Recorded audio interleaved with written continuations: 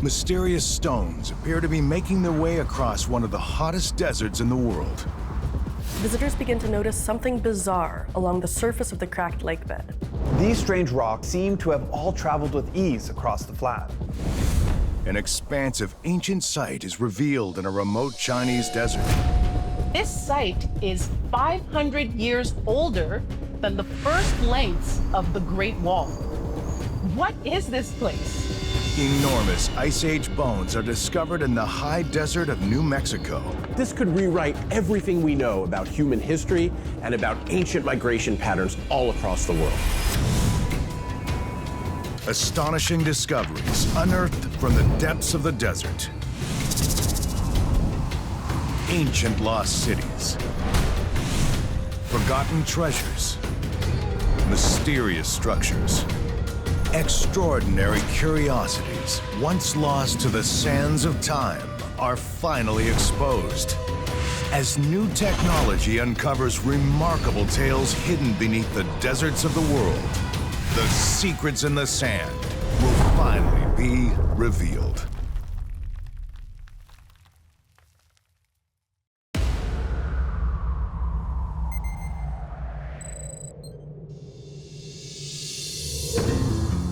On the border of California and Nevada, in the heart of Death Valley National Park, lies the remains of a long-dead lake.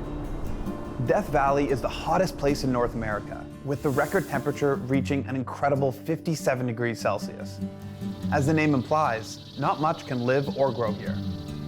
This lake is almost entirely dry throughout the year. It has a cracked mud surface except for during periods of heavy precipitation, and even that evaporates quickly.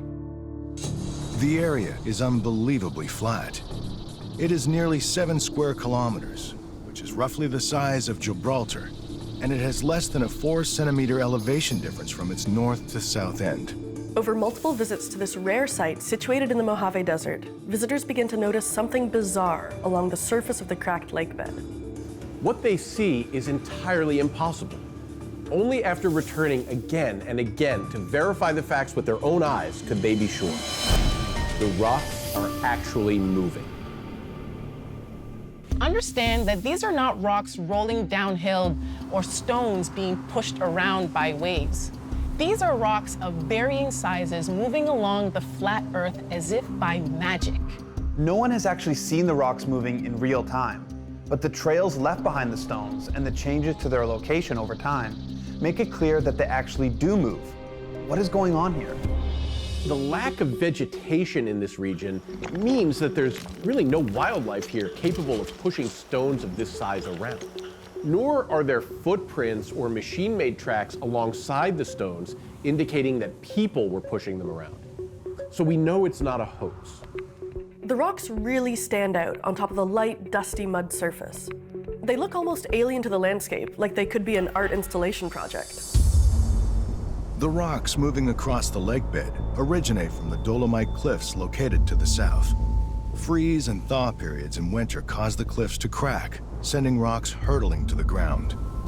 These strange rocks can weigh as little as 85 grams, or be as heavy as 315 kilos, and they seem to have all traveled with ease across the flat.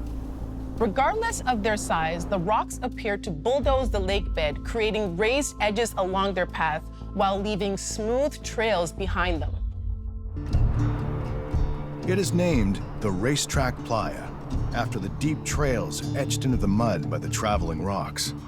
This strange and mysterious phenomenon has drawn the attention of the science world. Death Valley is a place of extremes, featuring rarities like Badwater Basin, the lowest point on the continent, and the 2,000-year-old Ubahi crater. These rock trails can be several centimeters to several meters wide, and anywhere from under a meter in length to well over 30 meters long. One rock was even found to have traveled an astonishing 450 meters. The rocks leave a very shallow impression, only about 2.5 centimeters deep, and usually take on a zigzag design. And interestingly, most of these trails begin far from the edge of the lake, as if they appeared out of nowhere. While the trails seem to run in all directions and vary in lengths, each distinct trail leads to a stone with a low pile of dried mud at the end. Rocks positioned together at the start of their path might travel in tandem for a while before randomly diverging and changing direction. And even stones that share a similar size and shape might not travel the same distance. There are many variables that affect the movement of the rock, such as size, weight, shape, composition, and that movement can clearly be tracked by the trails. But how? How are they doing it? They are commonly called sailing stones. So perhaps, like their name implies, they are being blown by the wind.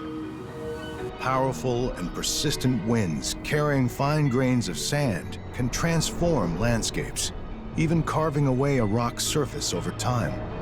But can wind really push a rock like a sailboat? The Coyote Buttes, lying between Utah and Arizona, are sandstone waves that undulate along the horizon, created over hundreds of millions of years by the wind and rain. The hoodoos in the Alberta Badlands are striking sandstone pillars capped with rock tops that have been whittled away by high wind and weather.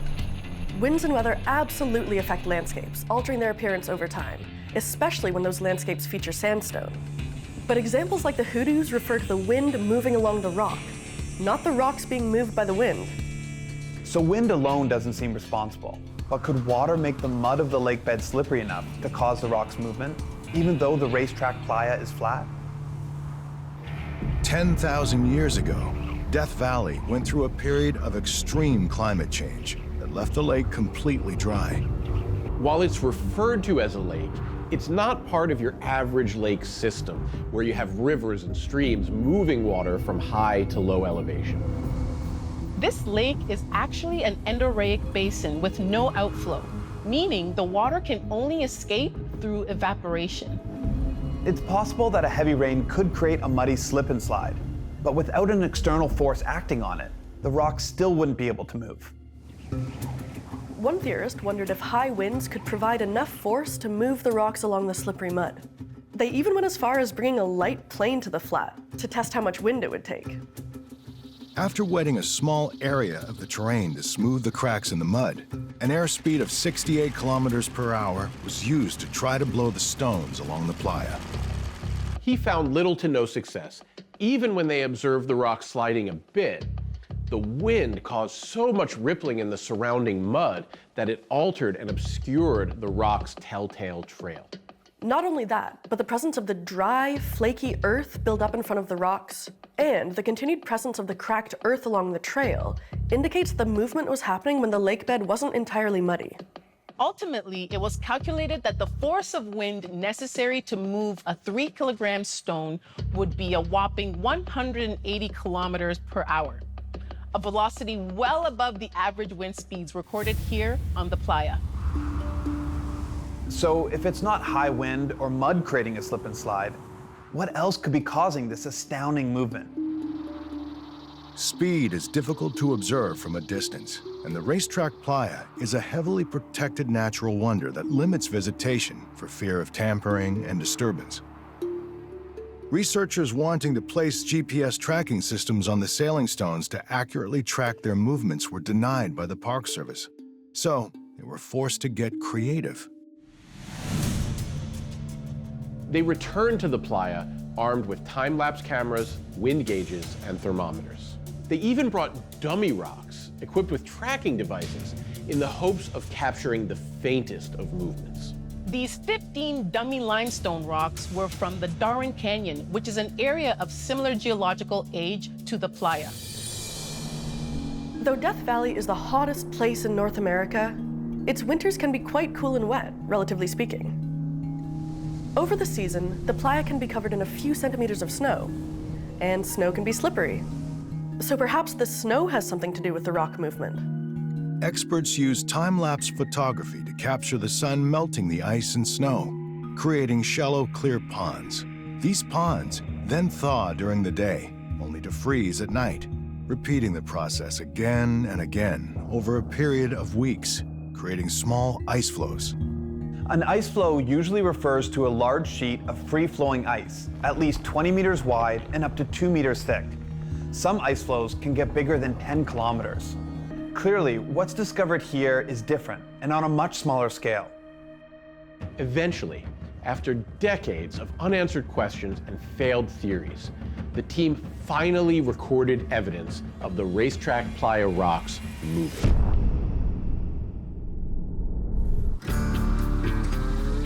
Researchers working in Death Valley, Nevada, are amazed when they finally capture evidence of what appears to be rocks that are moving.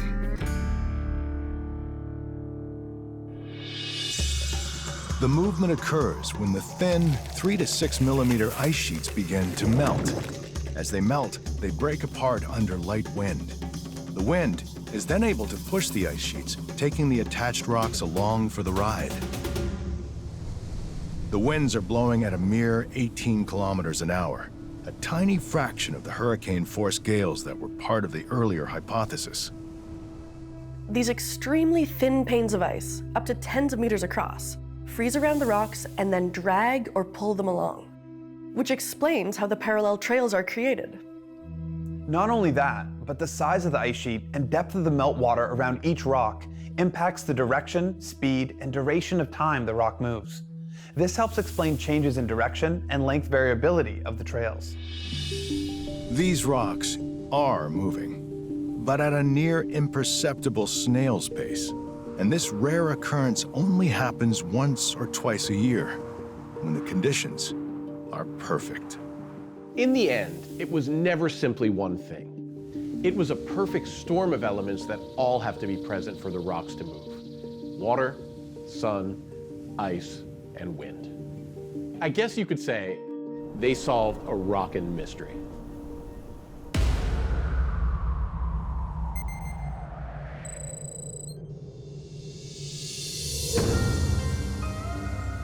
"100 kilometers from the city of Yulin, on the southern edge of China's Ordos Desert, are the dusty hills of the Loess Plateau. The Loess Plateau is named for its silt-like sediments that are deposited over time by the wind. It's unlike any place else in the world. The arid countryside supports little vegetation and looks nearly uninhabitable, yet it is home to many people who have been tied to these lands for generations. Archaeologists working in the region heard rumors that along the west bank of the Yellow River, rare stones were found in the crumbling Great Wall of China and went to investigate. Taking a closer look, experts noted something off. Locals have been aware of the crumbling rock walls around the area for as long as they can remember. They live among them, but they never gave them much thought. They were always assumed to be a section of the ancient structure known as the Great Wall of China. Built over 2,000 years, the Great Wall is the longest man-made structure on the planet. It traverses over 21,000 kilometers of northern China and southern Mongolia, and is a wonder of the ancient world that has stood the test of time. It's a testament to the innovation and engineering prowess of the Chinese people.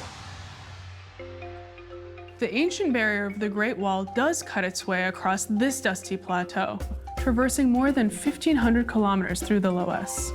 But this crumbling structure is not part of the Great Wall. So what can it be? The Great Wall is made of brick, stone, wood, and other materials, including a mortar that's made with sticky rice. However, in this region, it also includes rammed earth and stones composed of dusty Loess soil, making it look very similar to this strange wall. Not connected to the Great Wall, these walls are 2.5 meters wide and sit 1 meter above the ground in areas where they haven't been entirely buried by the dust. While examining an area of the wall that had collapsed long ago, they find strange and rare stones that do not appear to be part of the structural build. These are jade pieces that have been embedded in the wall. For many years, there were rumors of jade being found here by locals and looters alike. The placement of the jade pieces in the wall is not construction related, and definitely not a practice used when building the Great Wall. These jade pieces, many of which fell into the hands of distant collectors, can be traced back to the Liangzhu culture, which existed between 5,300 to 4,300 years ago. The Liangzhu culture was centered more than 1,600 kilometers away from the site, and the jade is an indication of ancient commerce as well as evidence of a connection to distant lands. Experts believe that the jade was placed as a symbol of spiritual significance, perhaps for protection or to ward off evil. The walls are not only made of stone, but are also reinforced by huge cypress beams, a practice that is believed to have started during the Han Dynasty. But carbon dating of the beams indicates that the wood is in fact from 2300 BCE. That is 2,000 years before the Han Dynasty ruled, meaning this site is over 4,000 years old. This site is beyond impressive. The assembly of these walls alone is a remarkable feat, made even more impressive when you realize that carbon dating proves that this site is 500 years older than the first lengths of the Great Wall. What is this place? Archaeologists assessing a 4,000-year-old site along the banks of China's Yellow River discovered that it predates even the oldest sections of the Great Wall. As they continue to excavate, they uncover structures spanning more than 400 hectares of land. The outer wall makes a 4,200-meter crescent shape around the site, while the interior wall has a 5,700-meter circumference. Whoever built these walls took advantage of the natural hilly terrain, allowing it to act as a barrier where needed. These walls would have required a combined 125,000 cubic meters of stone. It's an incredible undertaking for the time, so they must have had really good reason to build it. This region of northern China has a history of conflict between the farmers of the Chinese lowlands and the herders of the Mongolian steppe that still goes on today. Eventually, the Great Wall will be built here, protecting China from the nomads to the north. But whoever built this place clearly already felt threatened long before the Chinese decided to build it. It's not just a fortified outer wall, but there are rammed earth platforms, gatehouses, and watchtowers. They indicate this place was designed for security and defense. So perhaps the walls are part of a fortress or military outpost. Archaeologists uncover a main access point along the wall at the northeastern edge of the site they call the East Gate. The entrance is surrounded by gate towers and guardhouses that would have been manned around the clock. The gate covers an area of about 2,500 square meters and sits at the highest point of the wall, making it highly visible and providing clear views of the plateau and anyone making an approach. Interestingly, the gate was designed as a one-way entry, a style known as a baffle gate, using a curtain wall to control the flow of traffic. On either side of the entry, there are bastions, which are structures built at an angle to allow for defensive measures in several directions at once. They too were formerly understood to have been innovations of the Han Dynasty. While examining the gate, researchers find two rectangular pits containing a cache of human skulls, but no other remains. Testing reveals that the majority of the skulls are female. These pits were hidden beneath the foundations of the East Gate, with 24 skulls per pit. They were likely sacrifices made at the time of construction as a blessing for the project. If so, they're the oldest evidence that we have of human sacrifices in China. The Shang dynasty reigned from 1600 to 1046 BCE and practiced human sacrifice. Their kings, acting as both political and spiritual leaders, oversaw ritual sacrifice through beheading, burning, and boiling people alive. At a site in Liangzhu, archaeologists uncovered hundreds of human and animal remains, and based on physical evidence as well as ancient texts, they estimate that over the course of 200 years, more than 13,000 people were sacrificed there. Over 1,200 years later than the skulls discovered at this site. which has revealed practices and innovative designs previously unknown to scholars of Chinese history. The design of the gate and the outer wall makes it clear that this site was built for defense, like a fortress. But the equally fortified interior wall suggests that there was something requiring another layer of protection. But what was it protecting? Moving along the site, archaeologists make a groundbreaking discovery. Towards the center of the interior wall, along the eastern edge of a hill, they uncover a shocking structure. It's a pyramid, an enormous rammed earth and cut stone structure that rivals the pyramids of Egypt, which were built around the same time. While standing 73 meters tall, it's only half the height of the Great Pyramid of Giza, but its base is 4 times the size, spanning 240,000 square meters. This immense and imposing structure would have been visible from every point of the surrounding plateau. The pyramid has 11 tiers with buttresses supporting each level. The top has an area of 80,000 square meters surrounded by walls measuring between 3 and 7 meters high and contains evidence of a stone reservoir, roof tiles, and pillars. The highest step of the pyramid was likely home to elites who lived under the protection of the site. It is believed that at one time, a large palatial complex made of packed earth and wood was built along the pyramid's highest tier. The grounds surrounding the pyramid, within the inner wall, reveals several residential areas, temples, cemeteries, and workshops. This is not just a fortress, but it's a monumental Neolithic city. And at over 4,300 years old, it would have been the oldest and largest in China at that time, perhaps even the world. And yet there is little to no written record of its existence. Beyond the remarkably crafted structure, evidence like the jade pieces, including molds for bronze blades, suggests that this was a bustling metropolis with an extensive economic reach. Historians long believed that Chinese civilization began many hundreds of years later in the Central Plains.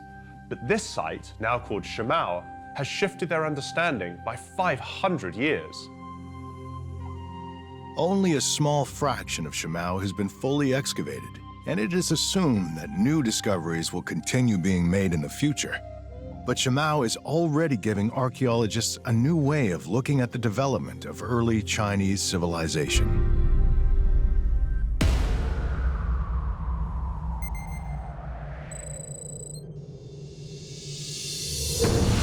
The high desert of New Mexico is part of an enormous plateau significantly larger than the Australian state of Victoria, and it covers extensive parts of 4 different American states. This high desert is part of a huge geologic formation called the Colorado Plateau. It's an incredibly interesting place. The Colorado Plateau is most famous for the Grand Canyon, but the entire area is just a feast for the eyes. The pale colors of the land speak to the fact that it only receives a few hundred millimeters of precipitation a year. In 2014, while hiking the plateau, in an area between La Jolla del Pedregal and Rio Puerco, about 2,000 meters above sea level, a hiker spots what looks like a pointed bone protruding from the dry earth. Along with the pointed bone are 4 others, a jawbone as well as 3 ribs. These bones are big, so obviously they belong to a very large animal. The area used to be home to animals such as the grizzly bear, gray wolf, wolverine, and bison, all of which are mostly gone due to human activity. However, these bones don't appear to be from any of those animals. So if not them, then what animal could it be? After a hiker in New Mexico discovers the bones of a very large animal, archaeologists are called to the site to investigate. They begin digging into the soil and immediately find more bones. The pointed bone is not so much a bone as it is a tusk, and a very peculiar, easily identifiable one at that. That tells me that this tusk likely belonged to prehistoric megafauna that once roamed across the American steppe. That leaves us 2 possibilities. the mastodon and the mammoth. The mastodon's tusks were straight, while the mammoth's tusks curled in towards each other. So it's likely that these bones belong to a mammoth. The archaeologists find that many of the bones have been broken and quickly determine that they actually belong to not one, but two woolly mammoths. Discovering the remains of one mammoth would be a rare occurrence, but two? That's really a once-in-a-lifetime thing. The remains are found to be of a young female who was likely the mother of the second mammoth in the bone pile, a calf. Mammoths would have called high plateaus like this one home. But around 10,000 years ago, they suffered a catastrophic habitat loss as a result of climate change. This caused their eventual extinction. But how did these two mammoths die?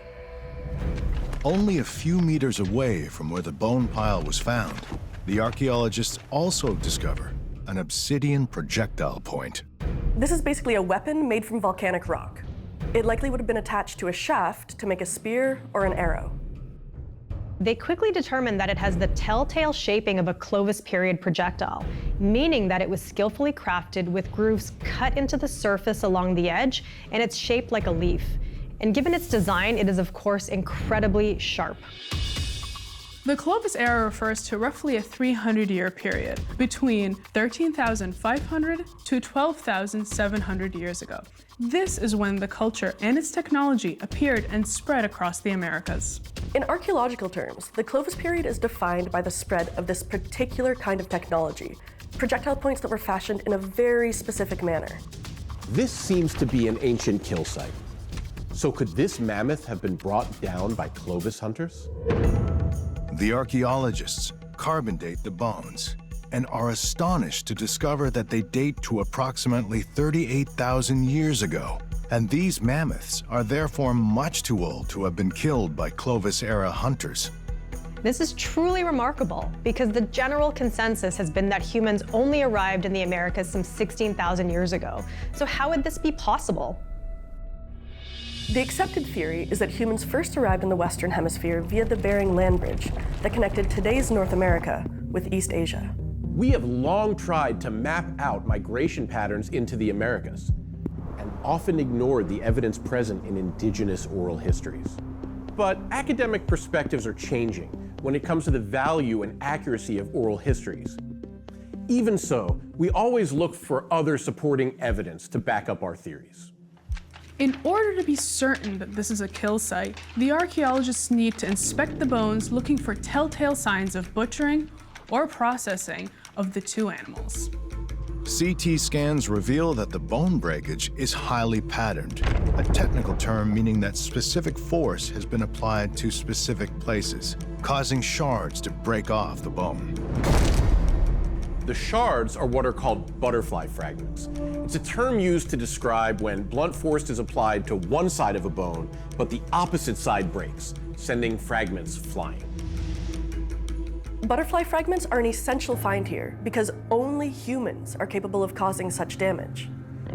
Every bone, except for one, shows perimortem damage, meaning damage caused at the time of death.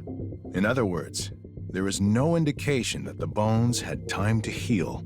Finally, the CT scans reveal that several bones have been punctured, likely in order to drain the marrow.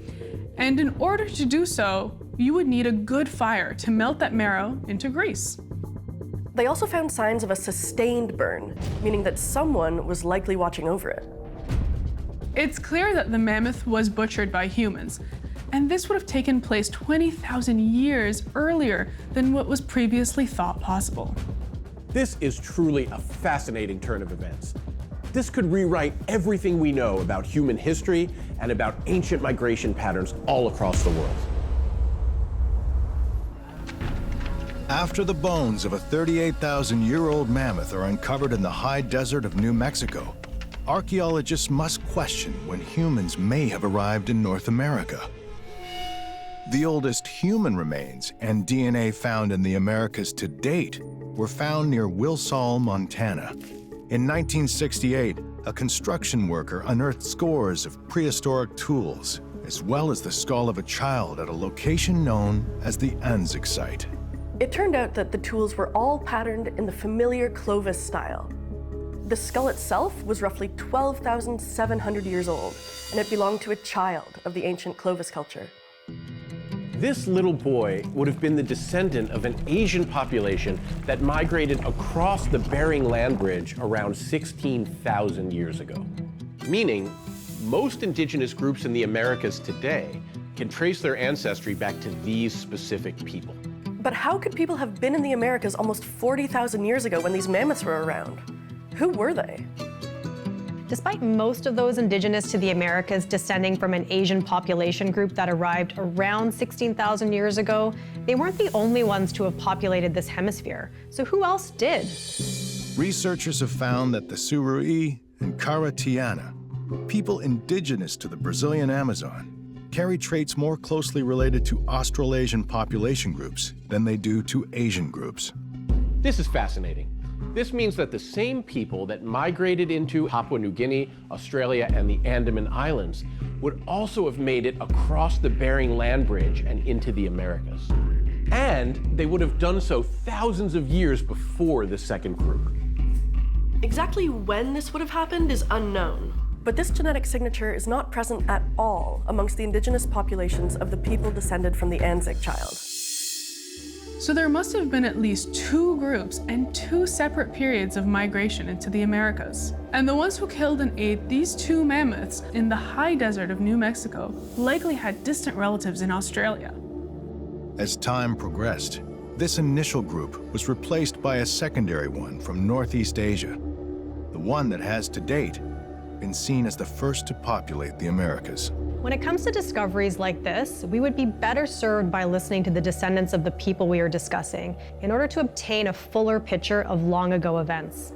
This story is also an important reminder that some of the theories we profess as absolute aren't necessarily accurate, and that we need to approach this topic, and really any topic, with a healthy dose of humility and curiosity.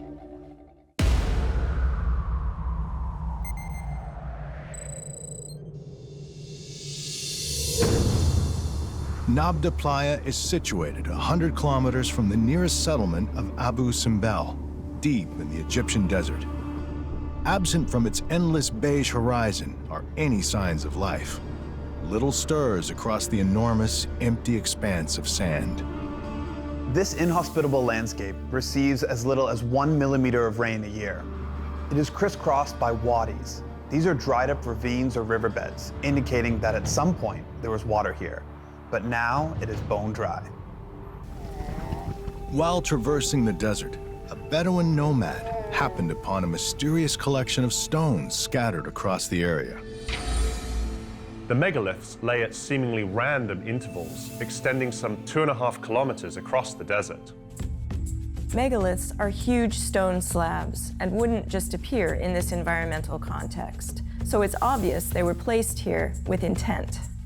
It would have required serious thought and muscle to bring them all here.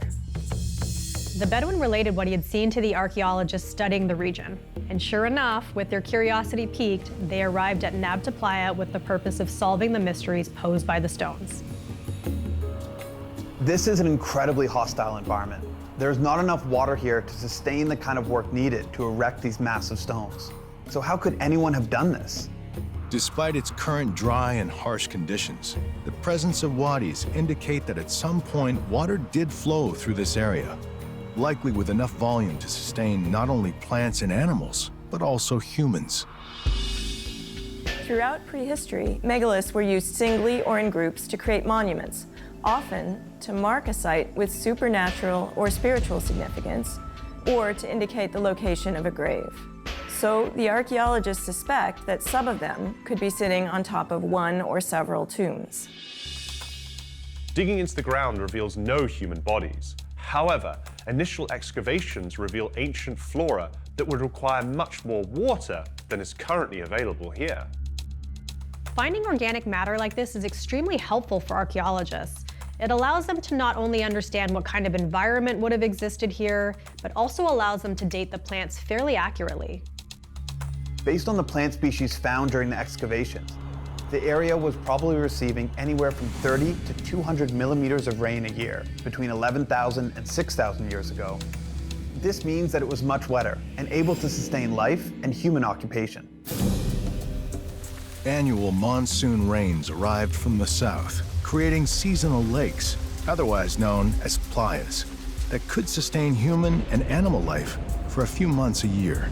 The humid weather would have turned the area into grassland. Underneath some of the megaliths, the archaeologists do find bones, but not human bones. Instead, they find a bunch of cattle bones. This is interesting because in this region, cattle are still a central part of existence. Cows provided wealth and status to those who owned them, thereby forming an essential part of a hierarchical system that has existed for thousands of years. The more cows one had, the more status and power they attained.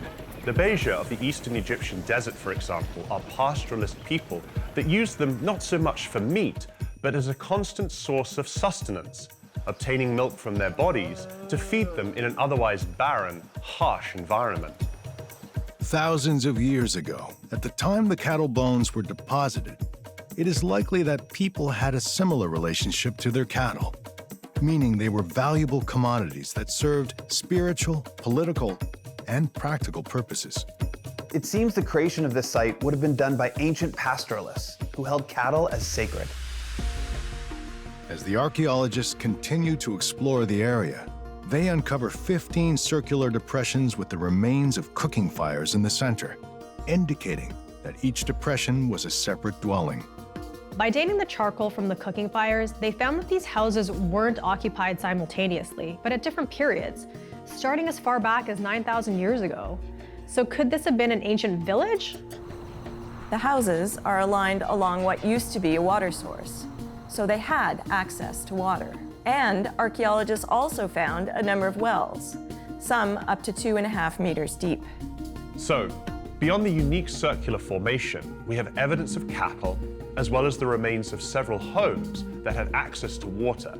So this was definitely a temporary village. But what purpose would all these stones have served?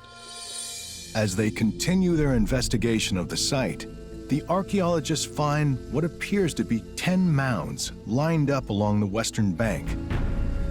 As they excavate them, they uncover something that leaves no doubt as to what this specific site was. There aren't human remains here either, but cattle, goats, and sheep. Most importantly, they find an entire young female cow skeleton, which shows no signs of having been butchered or used for food. Considering how valuable these animals would have been, could this be a sacrificial site?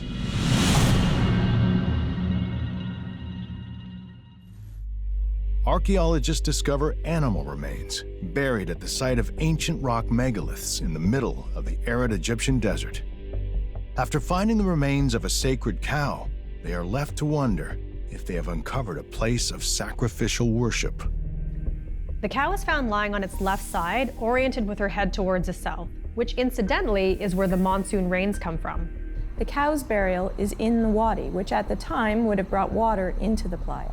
So it was probably a good place to ask the gods for rain, or to thank the gods for having brought the rains in the first place.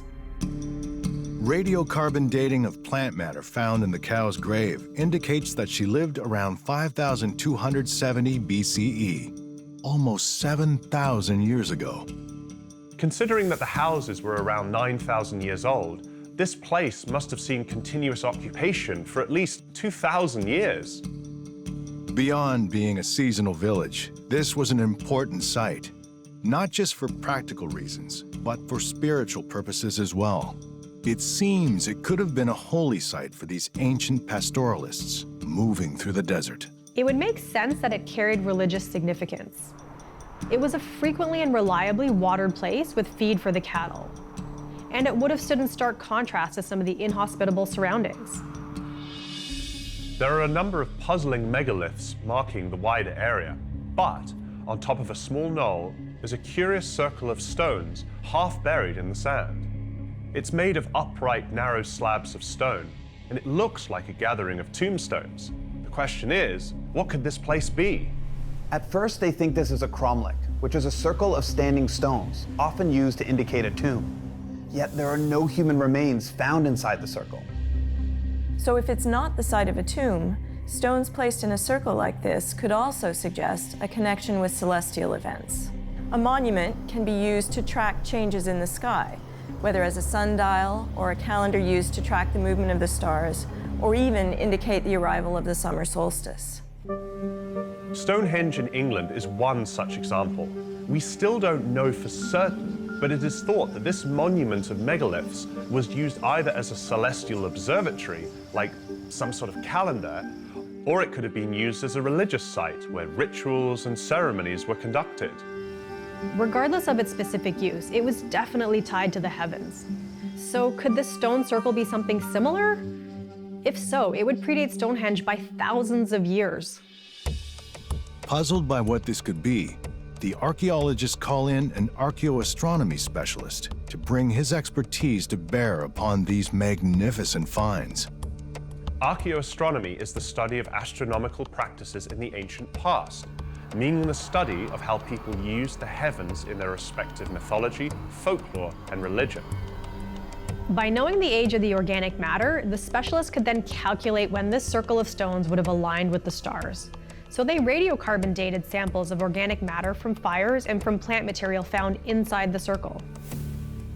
The research revealed that the stone circle would have aligned with Arcturus, Sirius, and Alpha Centauri around 4,800 BCE, almost 7,000 years ago. This is really fascinating. Arcturus is one of the 5 brightest stars in the night sky. Sirius is the brightest, and Alpha Centauri is the 4th brightest. He quickly realized that all the megaliths were part of a greater structure. All the stone constructions across the entire area were interrelated, including this stone arrangement. So like Stonehenge, this too is likely an ancient sundial. It was found in a wadi, which at the time would have been partially submerged in water for a few months a year. 2 of the stone pairs in the circle align along an east-west axis. They are calculated to have been in line with where the sun would have risen and set during the summer solstice. The stone circle was a means by which these people observed and marked changes in the celestial night sky. At the time, one could see the reflection of the stars in the water and in turn, see how the stones lined up with those very stars. For these ancient semi-nomadic people, the stars would not only have been a place where the gods resided, but also the means by which they navigated and survived in the desert.